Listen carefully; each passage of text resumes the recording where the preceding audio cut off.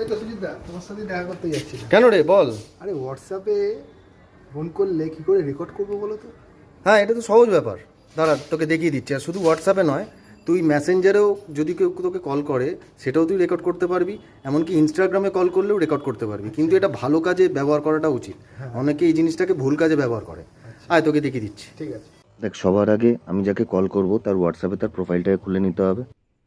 তারপরে screen recorder যেটা আছে অপশান, এটাকে অন করে নিতে হবে। এটা অন করার পরেই তিনখানা অপশান খুলে যাবে।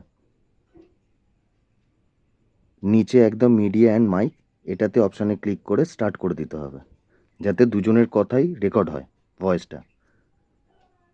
তারপর আমি যাকে কল করব তাকে কল করলাম।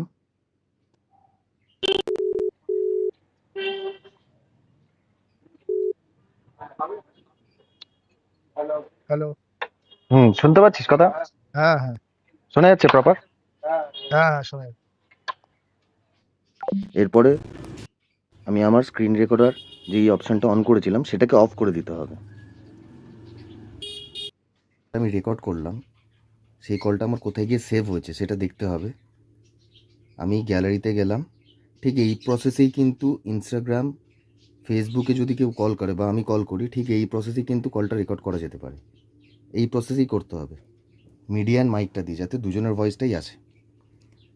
দেখ, এবার আমি চলে যাব স্ক্রিন রেকর্ডার, যেখানে আমার এই যে উপরে দেখ স্ক্রিন রেকর্ড হয়েছে, এই স্ক্রিন রেকর্ডে গেলাম, গিয়ে এই দেখ এইটা এখানে সেভ হয়েছে।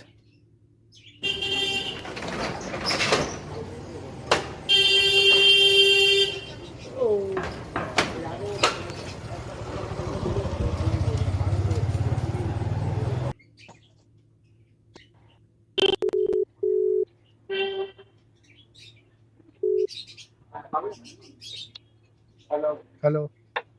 শুনতে পাচ্ছিস কথা? হ্যাঁ হ্যাঁ শোনা যাচ্ছে প্রপার? হ্যাঁ হ্যাঁ, শোনা যাচ্ছে। কিরে, হলো তো? হ্যাঁ, দেখলাম, দারুণ ট্রিক তো। হ্যাঁ, এটার জন্য কোনো অ্যাপ নয়, এটা ফোনের মধ্যেই আমাদের থাকে। খালি একটু ফোনটা ঘাঁটলেই না সব কিছু জানা যায়, ফোনের মধ্যেই সব কিছু থাকে। আচ্ছা। এরমই আরও ইনফরমেটিভ ভিডিও পেতে প্লিজ সাবস্ক্রাইব আমার চ্যানেল চেঞ্জ দ্য টপিক।